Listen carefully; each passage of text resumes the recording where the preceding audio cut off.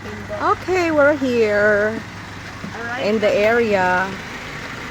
Adi kami. This is in Barangay San Joaquin. The name of this place is Majestic Earth Core Ventures Incorporated. Okay. The main address is in Pasig City, Metro Manila. And this is the field office in Calbayog, and they are into quarrying and crushing project.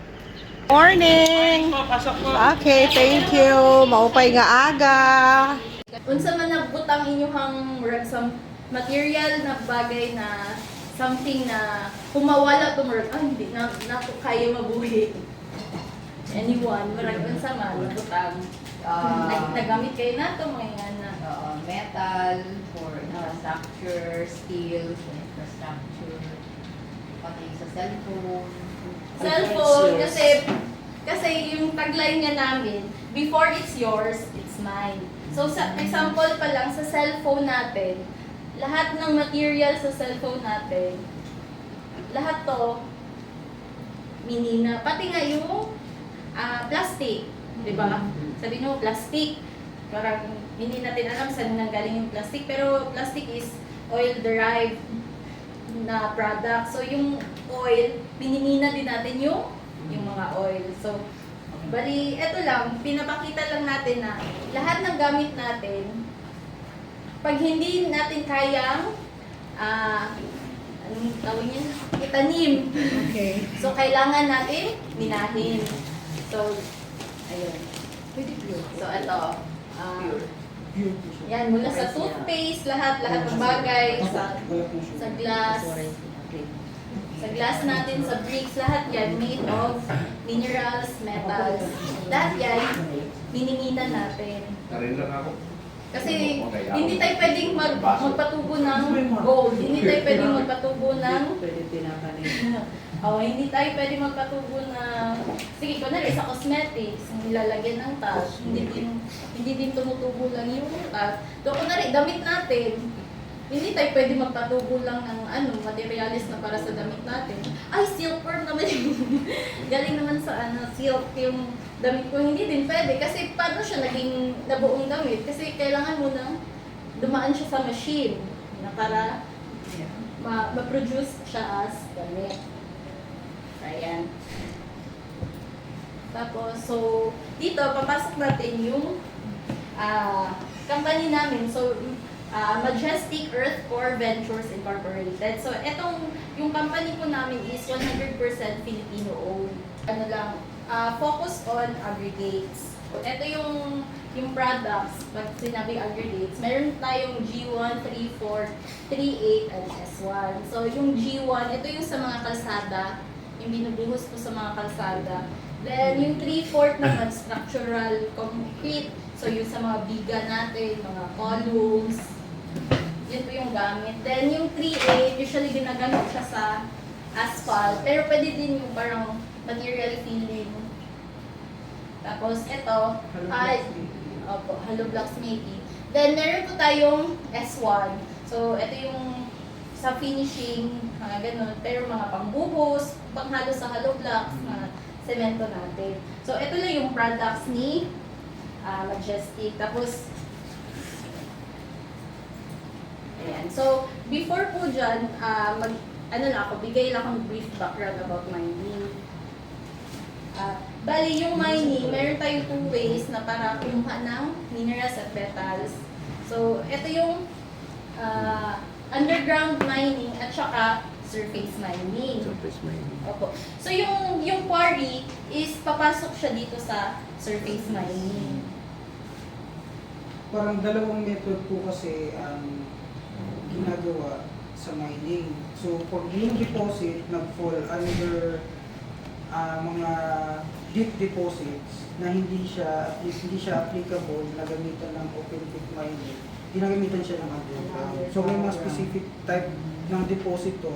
Yung deposito, yan yung mga mineral resources natin sa lupa na kailangan minahin. So, kung hindi pwede gamitin ng open pit, gagamitan siya ng underground. So, ang quarry natin, quarry resources, since nasa surface lang siya, so open pit yung method na ginagamit para extract yung minerals.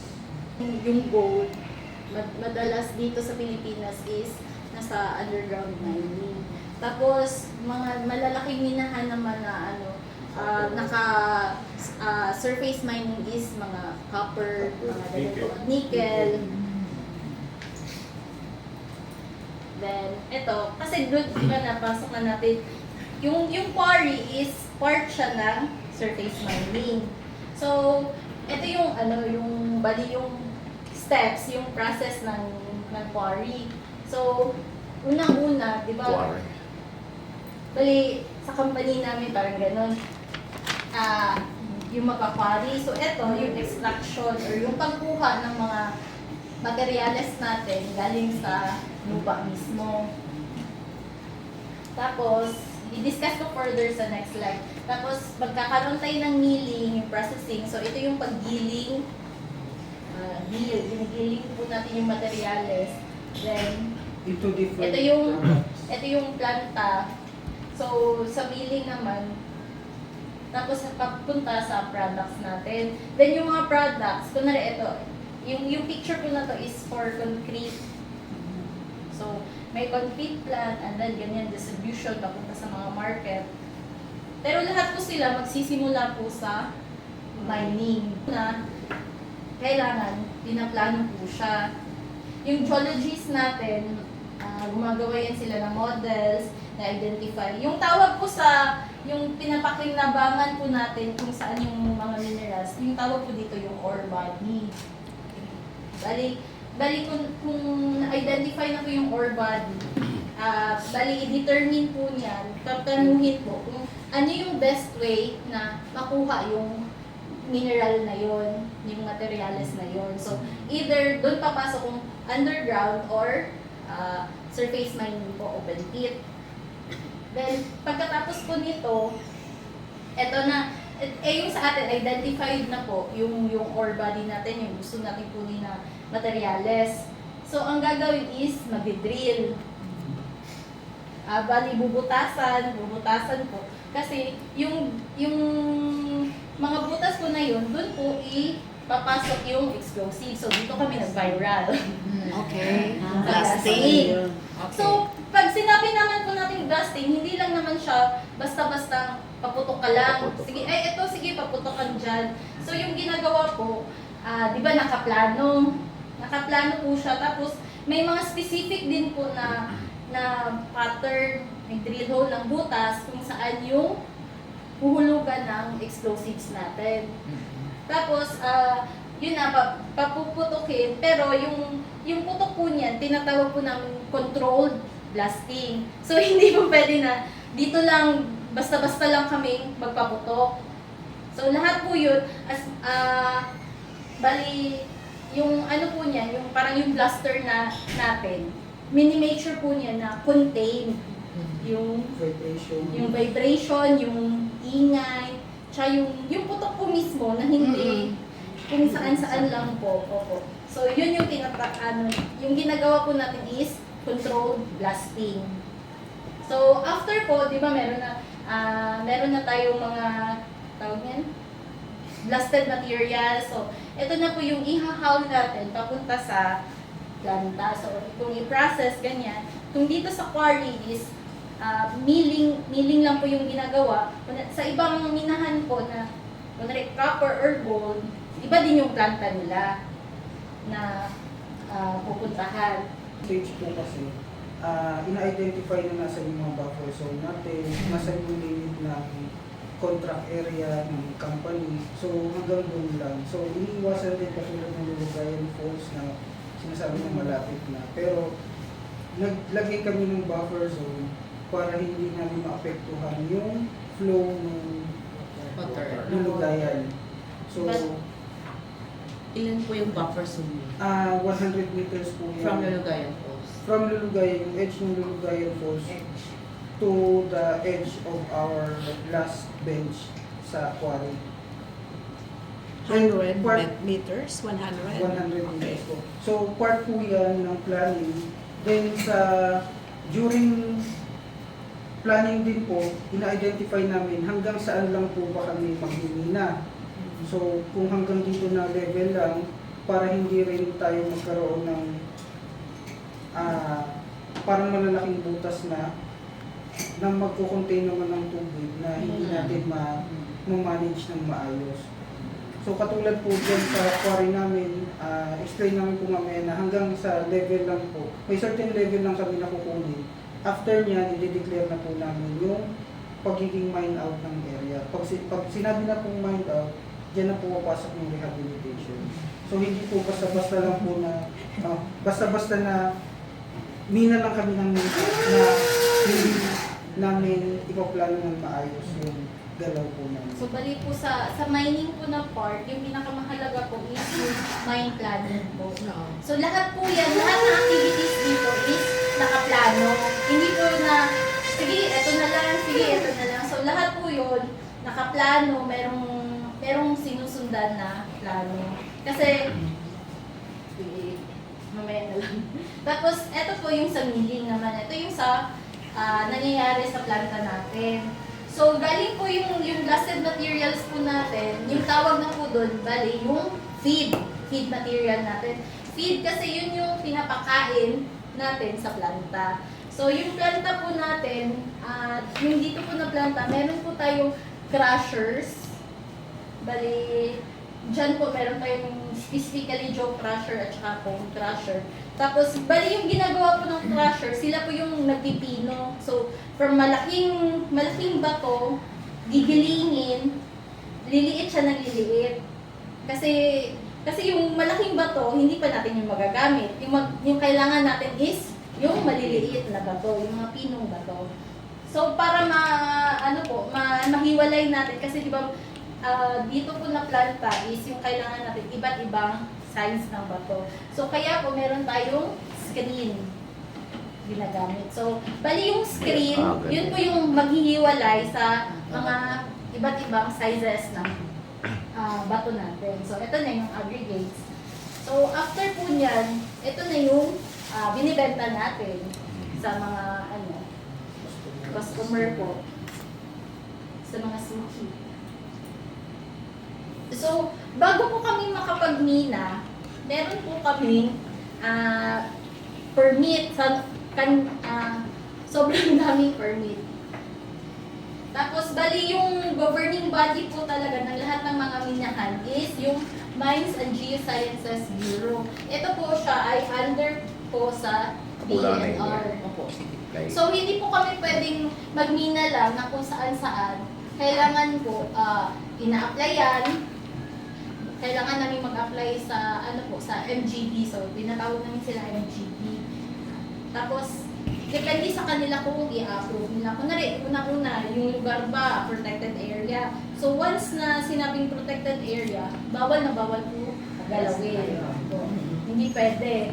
So, kahit siguro, kunwari, gold, yung area na yan, ang tataas ng grado ng gold. Kahit gano'n pa yan kataas, gano'n pa kaganda yung deposit dyan, kung nasa protected area, bawal. Kasi hindi ka mabibigyan talaga ng permit. Tapos, ito po yung sa EMB, bali, ito yung para sa compliance natin sa, kasi syempre naghina ka, ginalaw mo yung isang bukid. So, meron talaga yung environmental impact. So, dito naman kami, meron kami mga sinusunod na compliance sa kanila po, sa EMB. And then, kung yung mga maliliit lang, kasi before kami nabigyan ng yung MPSA, yung parang national na permit na yung coverage niya mas malaki. Dito po, ito po yung nangangasiwa sa amin, yung PMRB. So, bali, Provincial Mining Regulation. So, ito may mga sinusunod po tayo na batas na mining laws para sa operation ng isang minahan. So, pag nag-operate yung isang minahan, kumbaga, meron siyang mga guidelines, may mga batas po na kailangan sundin. So, pag hindi mo yun nasunod, pwedeng bawiin sa amin yung permit na binigay sa amin. Pwede kami mapahinto. Yung permit na hawak po namin, yung MPSA, Mineral production. Sharing, sharing agreement. Mineral production sharing agreement na in-apply po namin ng 2024. Yes po. 2024 nag-apply kami and na approve siya ng July 17, 2025. So, bago lang po siya na. Bago Kasi lang. before po, yung gamit po naming permit is Quarry permit. quarry permit Quarry lang permit po. lang. Quarry permit. Pero- Quarry permit o processing. Quarry Tsaka permit kasi kay Mr. mineral Santos. And then yung isa po, magkahiwalay po kasi yung sa crushing plant, kailangan niya ng sariling permit. Then yung quarry area, kailangan niya rin ng sariling permit. Yung quarry permit po, ina-apply po namin yan sa province. Sila po yung nag-a-approve na ang ginagrant lang po na area is 5 hectares. Then meron lang po allowed na volume ng materials na 50,000 tons per year na pwedeng extra. Kumbaga, nakalimit po. Hindi po porket binigyan ka ng ganitong permit, bibira ka din ng bibira. So, parang nakalimit po yung pag-extract mo. Kasi, syempre, kung paspasan, mas madami yung environmental effects. So pag quarry is only 5 hectares. 5 hectares po. But if it's the MPSA, more than that. Yes, more than Okay. that po. Ang minimum po is 1 original block equivalent to 1 hectares. Pero pwede pong mas malaking applyan. Ina-apply lang po yung mas malaking area, pero hindi naman po ibig sabihin is yung buong area gagalawin. Okay. Meron pa rin pong study na ginagawa na kung saan lang applicable yung mining, katulad po dyan, kung pasok po yung lulugayan fall sa in-apply na area, hindi po ibig sabihin yung Miminahin din. Na lahat na minahin. Opo. So meron lang, may mga limitations pa rin within the permit area. So far po ngayon, ilang hectares po yung na-approve sa inyo? Sa ngayon po, ang disturb po namin is nasa approved Nasa 1,253.933 hectares. Additional information, 2018, nung nag-start pala sila, tapos nagkaroon ng composition ng monitoring team, multi-partite monitoring team. So, sa CSO, yung sacrifice ng president, kaya doon ako napasok. So, iba pang composition noon. Wala pa ito sila. Hindi po, Oo. wala po kami Wala. time na yun. Pero ang alam po namin is 2018 sir na ang permit ay industrial sand and gravel. Industrial sand and gravel. Yes, So, sir. hindi namin, so parang at that time kasi, since bago siya, hindi naman bago sa quarrying. Kasi marami nang nagka-quarry dito na walang permit. Kasi hindi rin namin alam na ganito pala yung proseso na kailangan talaga magkaroon ng permit. So, napasok kami and then, nagkaroon ng quarterly meeting hanggang sa ma-compose din yung Mines Rehabilitation Fund Committee na sa Tacloban nagme-meeting sa DER. And the MRFC is headed by the Regional Director of the Mines Mines and Geosciences Bureau, si Attorney Noble na. And then by April of 2024, yun nga, yung former permittee nung quarrying, nag-expire yung permit niya. Hindi na siya nag-renew. Kaya yung ginawa ng Majestic, in-applyan nila yon. So, since April of 2024, nag-start na masuspend yung operation. Pero, despite of the fact na suspended yung operation, nagtanggal sila ng mga empleyado, ongoing ang monitoring namin. Every quarter, gino-monitor lagi hapon namon kung what's happening with the plant. Kaya kinahanglan, i-comply lagi hapon nira, since waray man nira buhi i-system lagi hapon an era permit for the processing Yes. of the minerals. So, kinahanglan, i-monitor gihapon namon. Bisan kung waray na sila gi-process nga mga materials, i-monitor namon an era disposals and hazardous waste, kung paano nila gin-maintain and safety nga sa nang kalimpyo sa planta. And then, for 1.5 year na suspended yung operations ninyo, kailan lang nag-grant yung July July 17, 2025. Tapos yung MPSA nyo, Yun po, ma'am. Yun na yun. Yun. Oh, July so, kailan kayo nag-resume ng operations ninyo? Nag-start po kami ng operation. Pagka-receive namin ng permit, nag-start na kami mag-repairs ng mag-repair ng mga equipment, Pero, planta, ng mga kalsada, yung mga pollution control namin. Yun po. Start July So, yung 2025. first blasting po namin, yung January 15.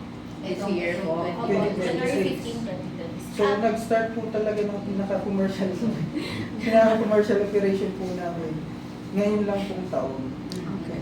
Ay, balikan ko lang ma'am, yung sa blasting po, bago kami makapag-blast, kasi yung nagbablast po sa amin is contractor. Okay. Pero bago po sila mapayagan mag-blast, madami ding permits na kailangan nilang asikasuhin. So, sa MGB, tapos pina-forward din po yan sa KRAME mismo. Kasi sa KRAME po mismo. Tapos, i-endorse po ng MGB po na pwede na sila bumili ng explosives na pwede na i-conduct yung blasting activity. So every blasting activity po, present po yung EOD po ng police, EOD din po ng army. Tapos present din po yung MGB. So meron pong nag-audit every blasting activity namin na nasa tama ba yung proseso namin ng mag-blasting. Sa multi-party monitoring team, dito siya nagpo-fall sa Memorandum Circular number 2018. So, yun din yung reason kung bakit may nagde-demand na iba pang nagka-foreign operations dito na bakit hindi nagre-react yung sacrifice na visually daw may mga violations silang nakikita sa Majestic. So, yung point namin, hindi kami makapag-react kasi eto lang naman ang merong monitoring team. Eto lang yung minimum monitor namin sa sacrifice kasi kasali kami sa monitoring team. Pero hindi namin pwedeng i-monitor yung iba pang mga foreign operation kasi wala naman silang monitoring team. O kung meron man, hindi kami kasali. So parang walang comparison. Kaya hindi kami makapag-react. Kasi hanggang dito lang yung namin yung knowledge namin Kasi parang first po sa is the MGB. So we have Forester Saturnino Torrejas, Sir Tata, na nag-head sini. Tapos EMB representative, papalit-palit kasi yung representative nila from the Environmental Management Bureau. Tapos DNR, CDD? DNR CDD representative. Parang po nangin na CDD. Pero bihira sila magpadala ng representative during monitoring. And then DNR Penrose Samar, representative usually si Engineer Chering Ungab, nag-report. And then DNR Centro Katpalawan representative na ninakanhi si the last time on October 2 we had La Arnie Labong. Tapos LG representative before si Sir Tisoy. NGO representative kita to sacrifice, and then affected community representative is usually the punong barangay o attentive monitoring team. Tapos kung wala yung punong barangay, nag-a-assign nila siya. Usually it's first kagawad ng Sino Martin. So kumbaga, on the ground, and frontliner good permi is the barangay officials, the barangay captain. Pumupunta po sila mismo dito sa site, umiikot po, may mga chine-check po, may checklist dito. Tapos, bali, after po nung monitoring team, magsiset po ng another date for MRFC. So, doon po yung parang presentation ng, yung mga nakita nila, mga findings po, ganyan. Bali, doon po i-present sa MRFC.